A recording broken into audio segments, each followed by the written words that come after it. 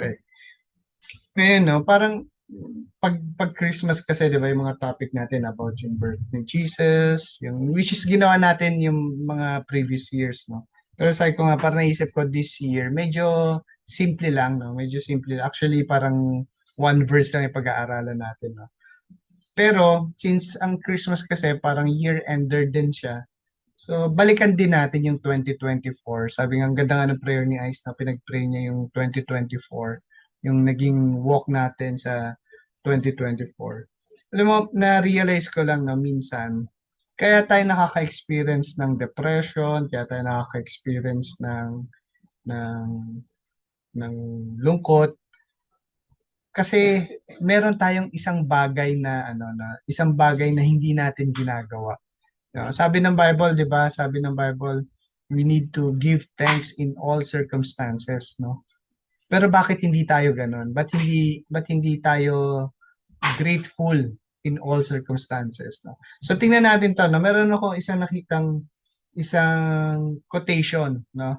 Sa parang ano sabi ko sobrang totoo eh. So tingnan natin kung makaka-relate tayo rito.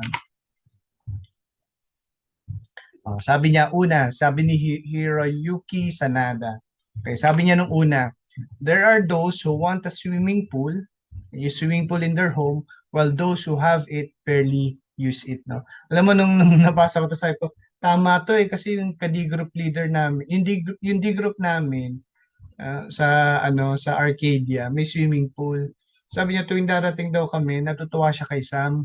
Kasi si Sam walang mintis na magsiswim dun sa pool nila. Sabi ko, ba't ka natutuwa? Kasi wala nang gumagamit niyan eh. Sabi niya, no?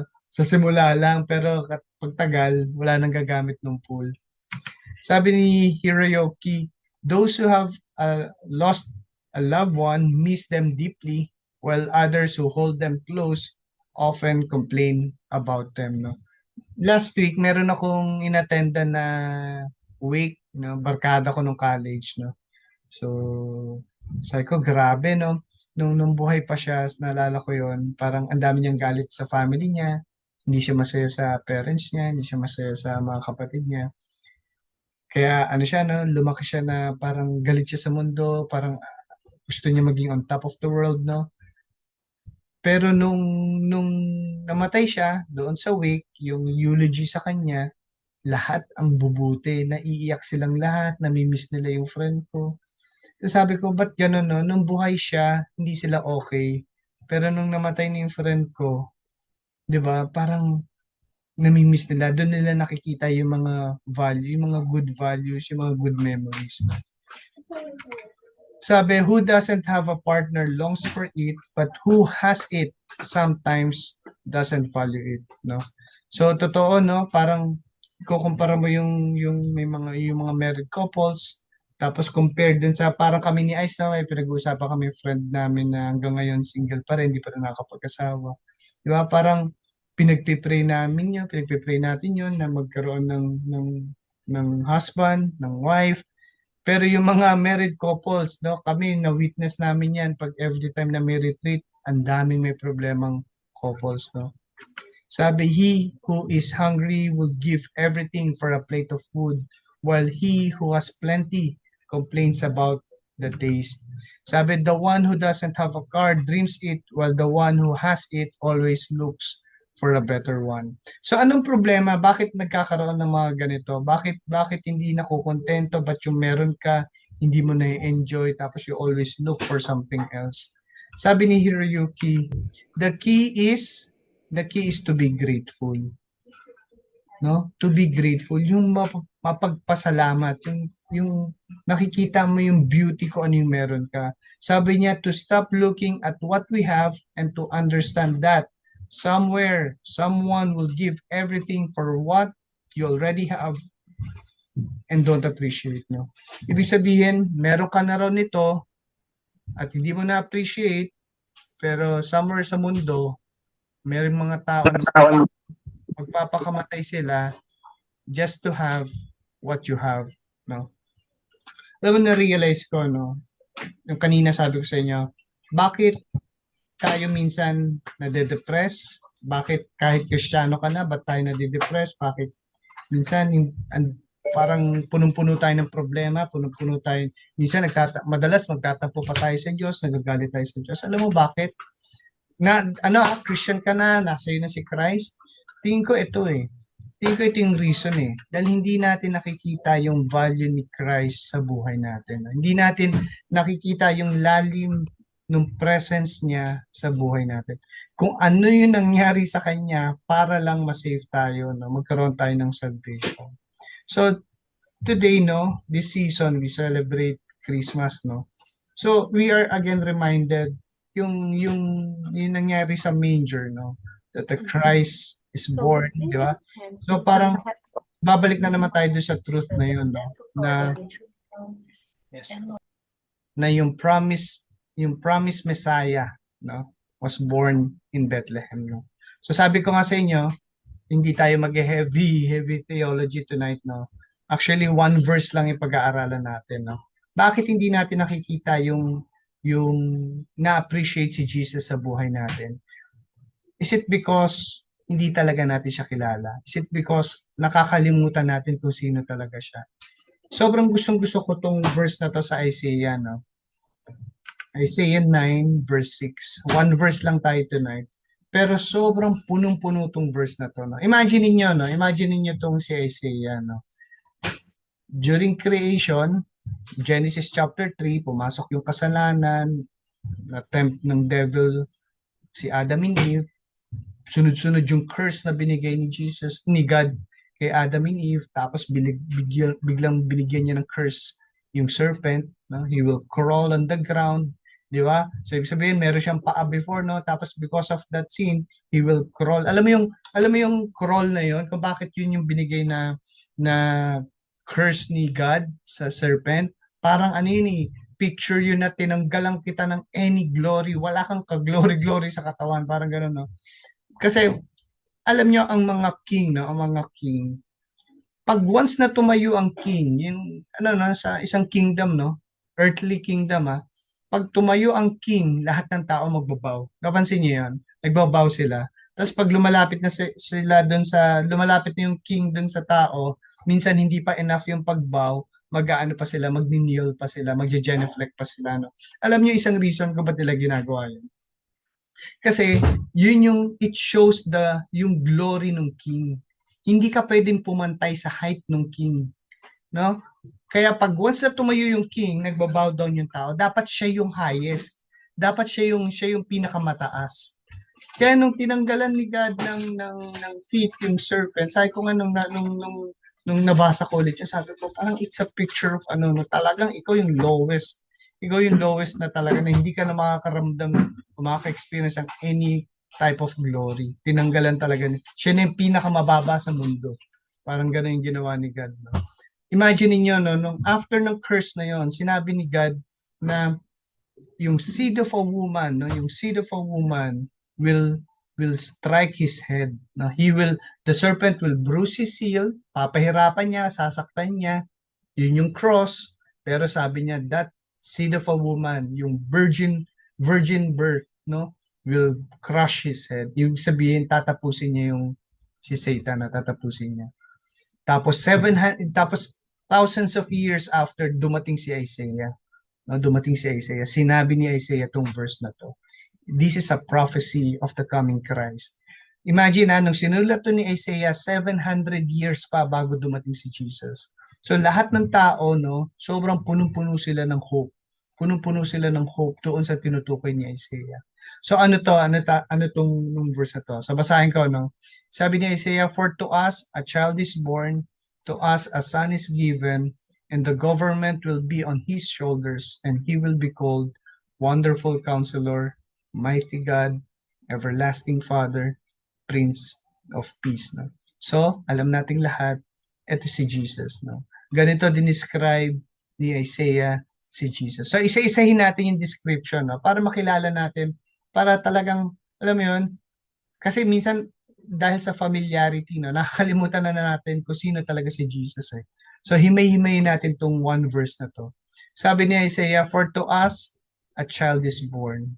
A child is born." So, sabi ko, binigay ko sa inyo yung scenario, yung God magiging tao. magsisimula siya as a child, no? Kagabi, na pag-usapan namin yan kagabi, no, nung short pivo namin. Sabi ko, ang galing ni God, no, na nagsimula yung Messiah as a seed of a woman, no? A seed of a woman. Usually, sasabihin ng tao, seed of a man, yeah? Seed of a man. Kumbaga, Solomon is the son of David. Yeah, laging it's always about the father, di ba? It's always from a man.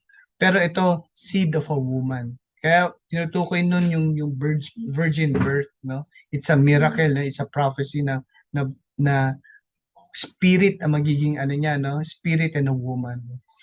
At magsisimula siya as a seed. Sabi rito, yung Messiah will start as a child, no? So bakit child? Sa tingin nyo, wala namang maling sagot, no? Pero sa tingin nyo, bakit magsisimula siya as a child? Hindi as a man. Sa tingin nyo, a child is born.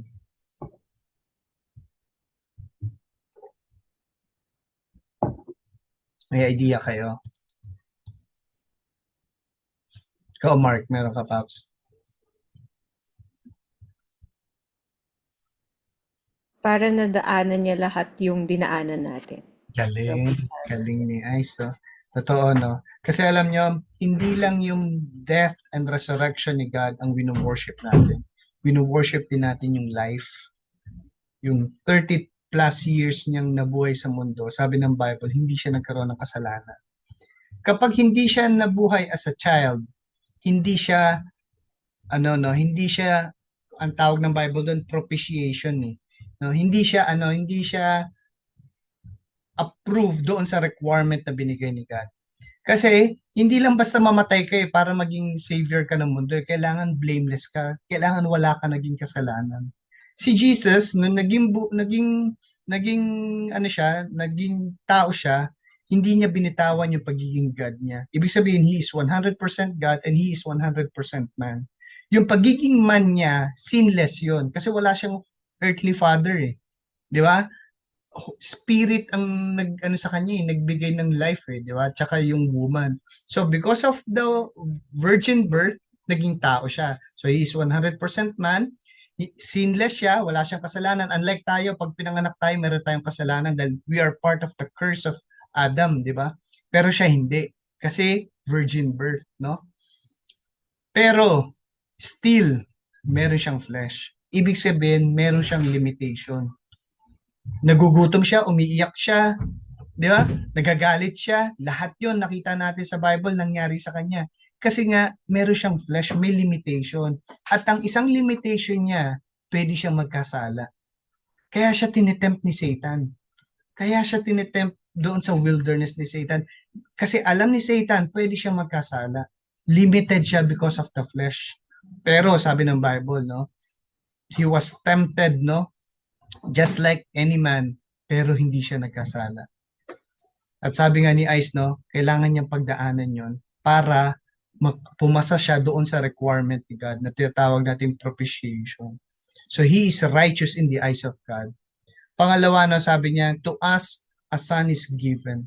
Alam mo, itong ilan to? 1, 2, 3, 4, 5, 6 words na to, no? Para sa akin, sa buong verse na yan, no? Ito yung pinakamabigat. To us a son is given. Sabi ko nung binabasa ko to, kasi kanina ko lang to ginawa, no? Sabi ko nung binabasa ko to, sabi ko, ito na yung 6 words na punong-puno ng pagmamahal. Sobrang pagmamahal yung makikita natin dyan. Ewan ko sa inyo kung may kaya sa inyo na yung anak nyo ibibigay nyo sa ibang tao. Na hindi hindi rightful na masave. At hindi lang yon, mamamatay yung anak mo for that person. Tingin ko walang may kahit sabihin natin, kahit ako sabihin ko na sobrang mahal ko kayo, pero hindi ko kayang gawin yon. Pero si God ginawa yan. Di ba? To us, a son is given. Binigay as a gift. Hindi tayo, hindi tayo deserving tong salvation na to. Pero binigay. Parang nga to, hindi mo pa nga hiningi eh. Ganito pa yung ano niyan, pinaka context yan, hindi mo pa siya hiningi. Kasi sabi ng Bible, no, while you are a sinner, Christ the Lord saved you. Ibig sabihin, ano ka pa, may blind ka pa dun sa truth, sinave ka na niya. No? Binigay na niya sa'yo yung kanyang anak. Sabi rito, and the government will be on his shoulders. No? Ibig sabihin, pag sinabi mong the government will be on his shoulders, yung authority mapupunta sa kanya. Yung tama at mali, siya ang basis. Di ba? Kung ano yung bawal sa pwede, siya yung basis. The government will be on his shoulders. No? So, ibig sabihin, meron siyang authority. Di ba? Itong Savior natin, meron siyang control sa kahit anong bagay. At sabi rito, no, and he will be called a wonderful counselor. Alam mo, pag sabi mo counselor, punong-puno siya ng wisdom. Di ba? Pwede kang magtanong sa kanya at bibigyan kanya ng wisdom na talagang parang tama ba yun? Ha?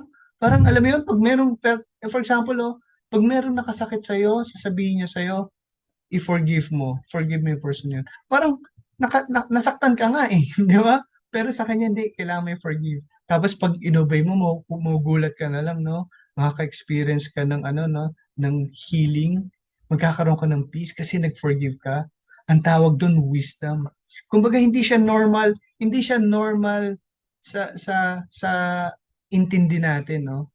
Hindi siya logical sa mind natin, pero ganun yung way niya.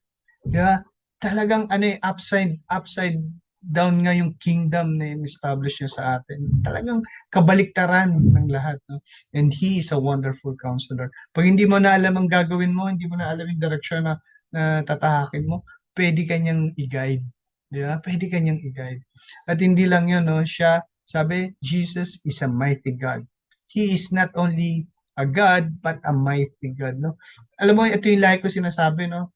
Tayo, etong mundo na to, parang pinoportray si Jesus minsan na parang weak, parang mahinahon, parang alam mo yun, kaya nga yung mga religious people ganun gumalaw, di ba? Parang pag maglakad konti-kontian lang, dapat very soft because parang ganun si Jesus, no? Tapos the world call him bro.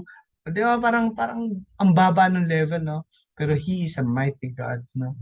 Kumbaga, imaginein mo yung isang war, siya yung nasa harapan, siya yung Lord of Hosts, siya yung pinaka-leader, siya yung pinaka-general ng pinaka ano no, yung pinaka troop no, yung buong grupo. He is a mighty God, no. Sabi rito, he is the everlasting Father, no. Hindi ko alam kung okay yung relationship mo sa tatay mo. Pero alam mo, yung kung good or bad man yung relationship natin sa tatay natin, no, earthly father lang natin siya. Pero si Jesus, no, He is our everlasting Father. Si God yung ating everlasting Father. Yung sabihin, in eternity, hindi niya tayo papabayaan. No? Pag sabi mong Father, no, provided niya lahat.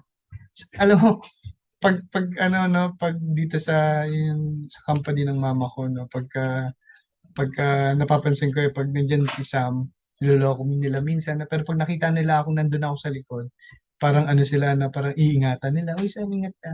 Kasi feeling ko, dahil nakita nila ako, no, na yung alam nilang ayokong masasaktan yung anak ko, ayokong ma-hurt, no. So, isipin mo si God, no? Tayo, we are sinful, ano pa no? We are sinful fathers, we are sinful people. Si God is a holy God, is a holy Father. Isipin mo kung gaano kanya ipoprotect sa kahit anong harm. Di ba? Alam mo, minsan, ito yung kailangan natin tandaan, no? Lalo na pag dinidiscipline tayo ni God or tumadaan tayo sa pruning ni God, that He is a good Father, no? And He is our Father in eternity. At ito yung pinakagusto ko sa lahat, no? He is a Prince of Peace, no? He is the Prince of Peace. Kung nagtataka kayo, bakit Prince of Peace? Bakit hindi siya King of Peace? Na, syempre dapat pag nagbigay ka ng title, di ba? Dapat ikaw yung greatest, no? Pero bakit Prince of Peace? Alam, dati ko pang tanong din yun, no? Dati ko pang tanong yun. Until one day, no, na-realize ko. Itong peace na to is not an ordinary peace. Hindi ito yung peace na hindi ito yung peace na pupunta ka sa isang resort at parang relax ka. Hindi yun yung peace na sinasabi niya. Ito yung peace natigil na yung gera. Yun yung peace na to. Ito yung peace na wala nang may banta sa'yo na papatay sa'yo. Ito yung peace na hindi na kayo magkaaway. Nung pumasok yung scene sa garden, nagkaroon ng enmity. Isa sa curse na binigay ni God. Binigyan niya ng enmity yung man at yung serpent, no? At saka si God, of course, no? Ibig sabihin, nagkaroon tayo ng kasam. Yung paradise, bigla nating hindi makita. Yung Garden of Eden, all of a sudden, hindi na natin alam kung nasaan. Di ba? Kasi, unang-una, na-expel ang tao from the garden, binabantayan daw siya ng cherubim, at hindi na ulit tayo makapasok doon sa presence ni God because of sin. Nagkaroon ng kasam, nagkaroon ng division, no? Bakit? Kasi once na pumasok ka sa presence ni God, ang naghihintay sa'yo doon is the wrath of God and it will destroy you. Hindi dahil sa meron kang personal ginawa, but pero because you're part of the curse and you're part of the sin. Sinabi rito, He is the Prince of Peace. Ibig sabihin yung kasam na yon, yung nagdi-divide sa Holy God and a sinful man, tinanggal yun ni Jesus. Yung curtain sa temple na symbolizes that chasm, nung namatay si Jesus, nahiwa yun from top to bottom. God is telling us na yung chasm na yun between a holy man between a holy God and a sinful man, binrake na ni Jesus. Wala na yung war. Tumigil yung war between man and God. Nagkaroon ng peace. And all because of Jesus. And He is the Prince, the Son of the Holy God. If God is the King, He is the Prince. Para siya yung nagdala ng kapayapaan na yun. Ngayon, pwede na tayo magdasal directly to God because of Jesus. Ngayon, pwede na niya tayong i-guide, pwede na niya tayong kausapin. Ngayon, pwede na niya tayong bigyan nung peace na gusto natin sa heart natin. All because of Jesus. Minsan na nakakalimutan natin who is Jesus in our lives, no? Kaya hindi natin makita yung reason kung bakit natin kailangan magpasalamat in all circumstances. It's all because of Jesus. Kahit na ano pa yung problema mo ngayon, kahit na yung pinagdadasal mo ngayon, hindi ibigay ni God sa'yo, okay lang yun. Because you have Jesus in you. Kung hindi mo man yung dream mo before, yung dream mo na hindi mo man ma-experience yung dream mo, na sobrang dream mo dati pa, okay lang yun because Jesus is in you. Sabi nga nung quotation kanina, no? Minsan makakalimutan mo, hindi ka grateful na yung meron ka ngayon, ikamamatay ng tao na wala siya. And minsan nakalimutan natin yun. No? Minsan niinggit tayo doon sa mga nakikita natin sa paligid na hindi naman sila followers of Christ. Wala naman si Jesus sa buhay nila. Minsan mas gusto pa natin yung buhay nila. Ang nakakalimutan natin kung sino yung nasa atin ngayon. So tonight, no, as we share yung takeaway natin, share din natin itong 2024, ano yung gusto mong ipagpasalamat sa Diyos, no? Wag lang tayo mag-focus dun sa material blessing, pero yung relationship mo sa Diyos, no? Yung intimate relationship mo sa Diyos, anong nagbago this 2024 na gusto mo siyang pasalamatan?